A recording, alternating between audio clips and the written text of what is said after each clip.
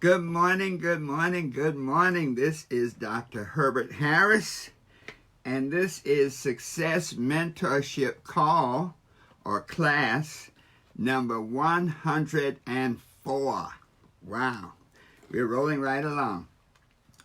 Our topic for today is using the crisis to update your goals. And a good portion of what we're talking about on our goals is taken from our book, The 12 Universal Laws of Success, which of course is available on Amazon and at www.12uls. And when you purchase our book, we give you a free download of the 6 hours of our audiobook. So something to cuddle up with during this crisis experience. Today's topic of using the crisis to update your goals really took me to another place, took me to a spiritual place, that this experience that we're having has a very profound spiritual aspect. And it really took me back to a scripture that in the book of Acts, the 16th chapter, and it talks about Paul and Silas. And Paul and Silas were two messengers of the gospel, and they were spreading their word, and they came into a situation where the authorities had them arrested, and they were beaten, and they were put into prison, even the prison inside the prison. And then one day, this earthquake came when Paul and Silas were in prayer and meditation. An earthquake came and shook the prison and flung the doors open and broke the stocks so that they could be free and walk out of the prison and really carry on their true purpose, their true meaning. And as I look at this experience that we're having now in our country and in the world, this crisis, this transformational crisis, it really occurred to me that this is really an experience to get us out of prison, that before this crisis, we were actually in prison. And the prison that we were in was one that we were in by choice. For example, we were in the prison of our comfort zone, that we've been humming along in such a fashion that we've been accepting what is rather than going for what can be. You know, things were going pretty well. We had a job, a little bit of money, okay? We were in our comfort zone. We were in the prison of complacency and mediocrity. In other words, so many of us have been accepting what is and accepting a level of performance from us that was much less than we could be, that we could do. That so many of us were really not going for our best. We were just going for whatever was going on. We've been in the prison of mistaken assumptions, where we've been living a life. Sometimes we have mistaken assumptions about who we are and what our own potential is all about. That sometimes our past failures and past hurts have so defined us that we're literally, we've been in the prison of our minds. We've been in the prison of mistaken assumptions where we have been living our lives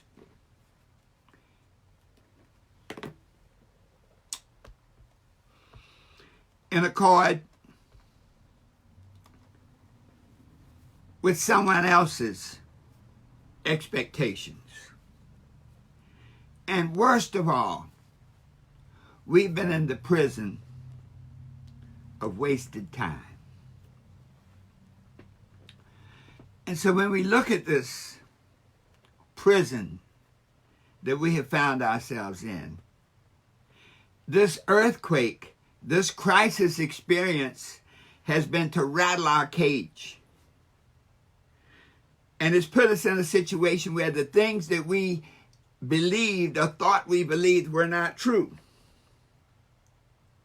That we really had no idea how fragile our lives were, how fragile our situation was. And so as a result, we now see that so many of us have been living 1 week away from financial ruin.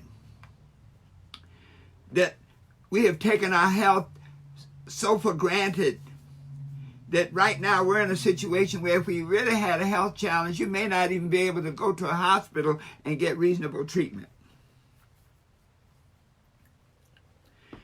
This experience has pointed out to us that our finances are so fragile. Many of us don't have a budget. We have no clue of how the money comes in and goes out of our lives. And with this crisis experience, all of a sudden we said we don't have any money, we don't have any food. That we have found relationships. That, you know, when you're in a crisis, they always say the person who, when your back is against the wall, you want to know who's with you. You want to know who your partner is, who's there to back you up. And so I think that this crisis has brought out the fact that in many of our relationships, we've been the smartest one in the group. I used to tell my son, if you're the smartest person in the group, then you're in the wrong group. If you're the wealthiest person in the group, you're definitely in the wrong group.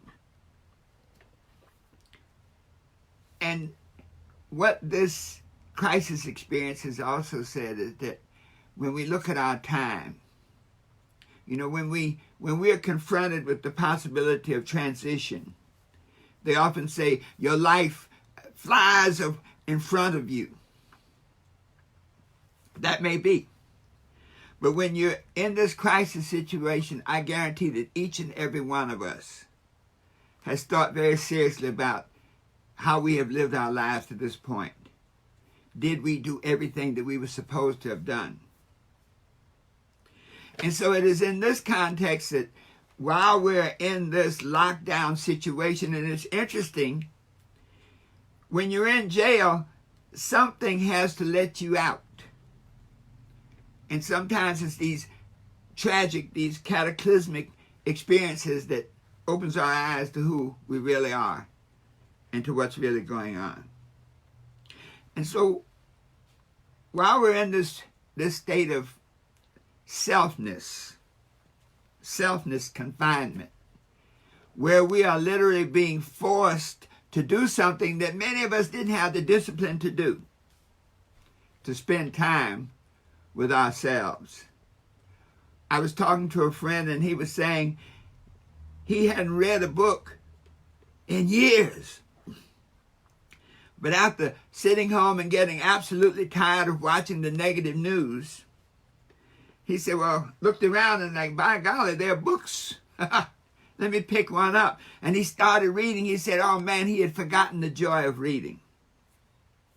And so while we're in this confinement, this space of intentional isolation, let us get a chance to reacquaint ourselves with ourselves. Because one thing that's really clear is so much of what we are about is in our hands. And that this external earthquake that opened the doors to the prison of our being, when we walk out, it is us who walk out. So use this time as an opportunity to look at our lives and update our goals. Many of us had actually forgotten about our goals. We're so busy humming along, doing what we're doing, that the goals just slip right out of our minds. So how do we approach these areas that we need to deal with to create a life for ourselves based on this experience that we have had? And you know, the news, the people say, hey, this thing can come back again. There's no cure. There's no way to fight it yet. There may be. They say 18 months down the line. So just knowing the cycles of disease and challenge, there may be another experience just like this down the road, 6 months, 12 months down the way before a vaccine is developed. So we have to now prepare ourselves by updating our goals so that we are truly and powerfully in the position to take advantage of this possibility for change, transformation, and most of all, growth. So looking at our goals, we always have to go back to the basics.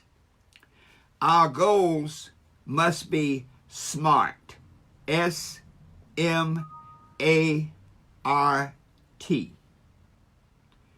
And SMART means S is specific. Our goals have to be specific. They must be written. They must be in great detail. They must be written in a concise manner. They must be written in a manner that involves all of our senses. How does it sound? How does it taste? How does it feel? How does it move? How does it look? Specific so that we know exactly what it is. Another spiritual principle, the Habakkuk says, write the vision. It doesn't say text it, doesn't say email. It says write the vision upon tablets. Spiritual principle. And I'm not preaching religion. What I'm saying is in every religion, in every body of spiritual consciousness, these principles are the same. Write the vision. Make it plain. Write it concisely, clearly. That he may run that readeth it. That if you don't write your vision concisely, then you can't make a plan. Run that readeth it means that you read your written plan, your written goals and your written plan, and run, you take action on it. Though it may tarry, wait for it. In other words, every goal that you write down for yourself has a life of its own. If your goal is to eat and feed your family and you've planted corn today, then the nature of the growing cycle for corn says that it takes 60 to 90 days to eat. So if your goal is to eat corn next week, it's not going to happen. And so once you've written it so that you can make a plan and understand that each goal has its own independent existence, then it says, though it may tarry, wait for it, it will surely come to pass. So what we know is that we have a spiritual process, this goal-setting process and this manifestation process that can take us from where we are to where we want to be, so that we can put ourselves in a position that we can go forward in strength and consciousness. And that as the external world goes through its transformations, we can protect ourselves in such a way that we got this. So let's look at how we apply this thought. Well, one of the areas that this transformation has really made us aware of is that our health is critical. Let me give the, I'm sorry, I went off a minute. I'm so excited today because I see a vision for us that's so big. Our goals must be specific, immeasurable. Our goals have to be measurable so that we can now act on them and we can measure and change our activity level. If you can't measure it, you can't do it. People often say, I want to be rich. Well, what does that mean? It's not measurable. Even I want to be happy. What does that mean? It's not measurable. So it must be measurable, that whatever goals, as we redefine our goals to move, to protect us and prepare us for this evolution that this crisis has brought about, they must be measurable. The goals must be set in advance. And that's why it's so beautiful right now what we're experiencing, because we now get a chance to spend time with ourselves and literally lay out the blueprint for our lives. When we set a goal in advance, we're like creating a blueprint. Every skyscraper that you've ever seen began with a blueprint, with a vision in somebody's mind. So writing your SMART goals is your blueprint for the life you want to live. It must be realistic,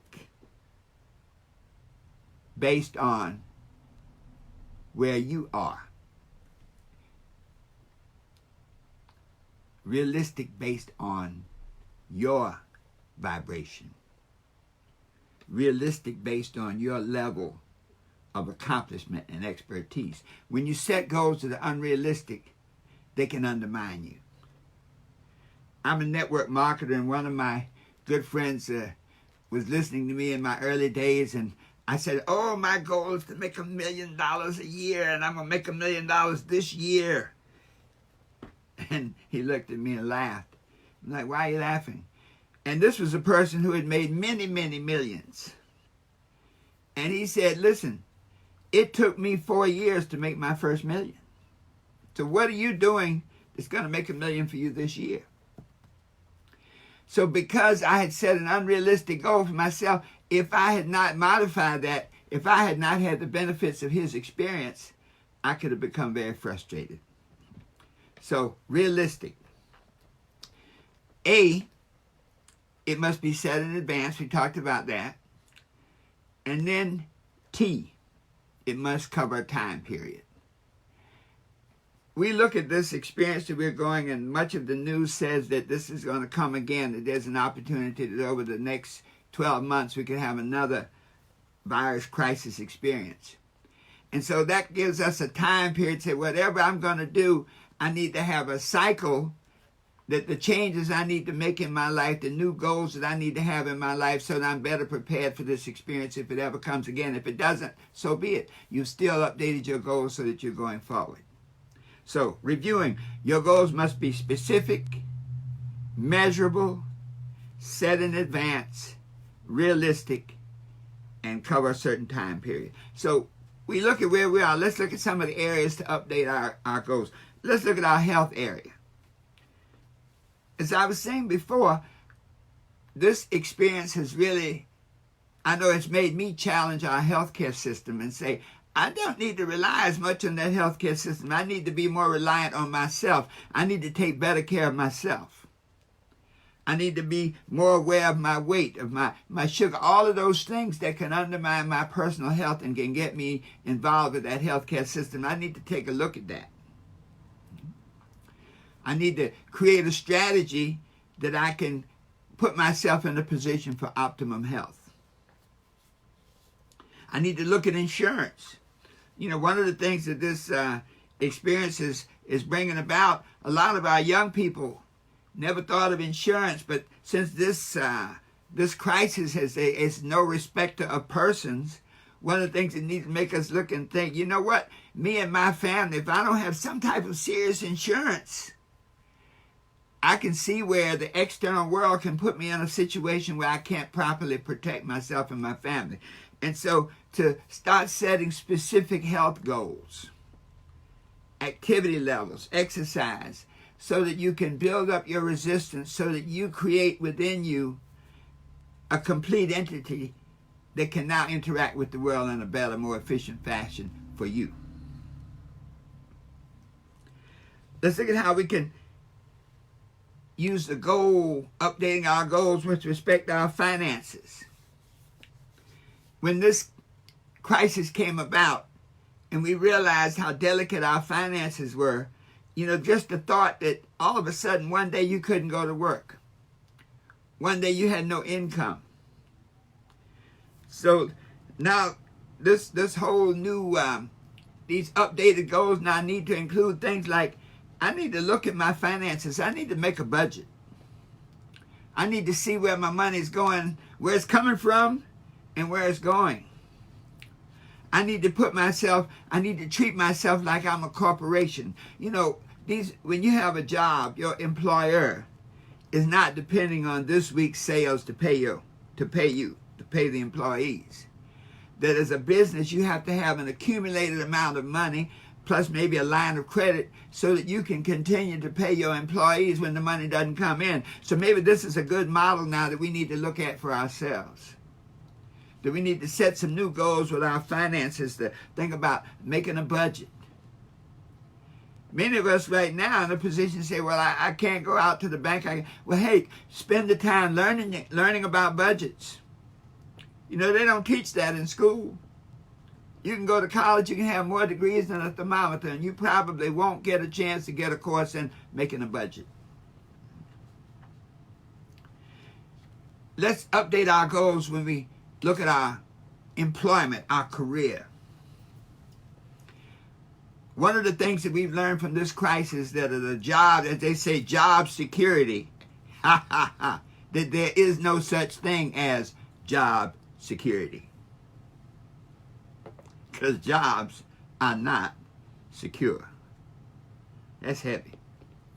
So many of us have lived a life just assuming that next Friday you're going to get a paycheck, that if you do your part, if you show up for work every day, and you do enough to not get fired, that you're going to get a check, that the money's going to come to you. Ha! Guess what? This crisis has said, if you do everything right, everything that you've been taught to do, you can still be unemployed. You can still have no money. You can still have no resources to take care of you and your family.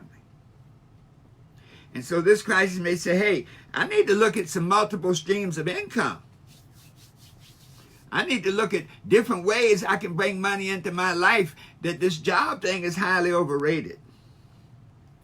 And then maybe I need to even look at being an entrepreneur, that as long as I'm working on a job, I'm working on somebody else's dream, somebody else's vision. And so, you know, there are only two words that stand between you and financial ruin, is you're fired. And so let's set some new goals. Let's update our goals in terms of our employment, in terms of our career. Let's look at the reality of the job market and how this may be a signal to you to become an entrepreneur, to set up a business for yourself. This is a signal for you to develop multiple streams of income. Let's look at resetting and updating our goals in our relationships. You see, this virus experience has really made us very clear on who's in and who's out. You know, in the time of crisis, you learn who's with you and who's against you. And so let us set new goals now, because relationships are critical when we apply the spiritual principle again, when two or more gather on one accord. So those two or more, don't permit people to come into your space of consciousness whose vibration is not congruent with and consistent with yours. Because when you put two or more together who are not on one accord, the law still works. It creates chaos and frustration. So let's start looking at our relationships now. Let's set some new goals in our relationships now, being a lot more discriminating. How do we evaluate the people we spend our time with? How do we evaluate the people that we share our environment and our families with?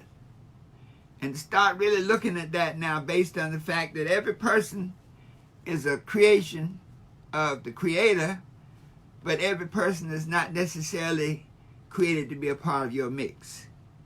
So to figure out who's in and who's out. And then most of all, let's start to redefine our goals in terms of how we use our time. You see, time is the equalizer. It's the one thing that all of us have the same amount of.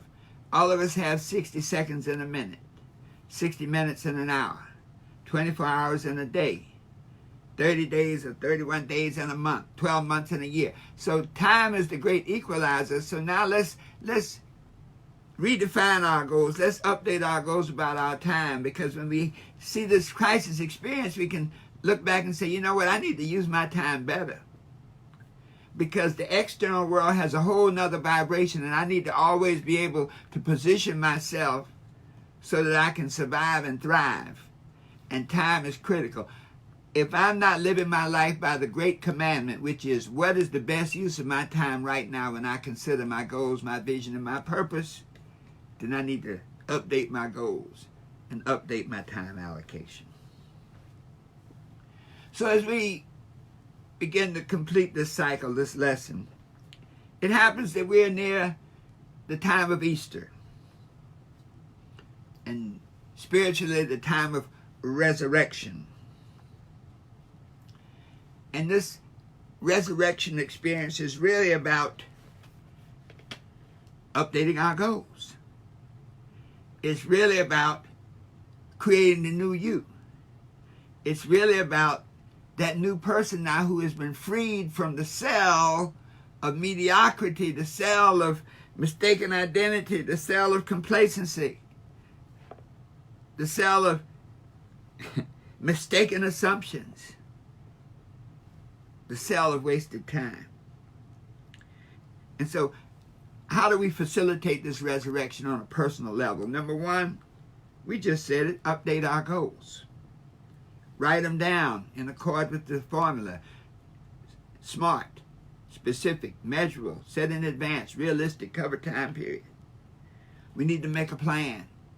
Take this time to write an action plan, because if you don't have it, you can't read it and you can't get at it, to paraphrase.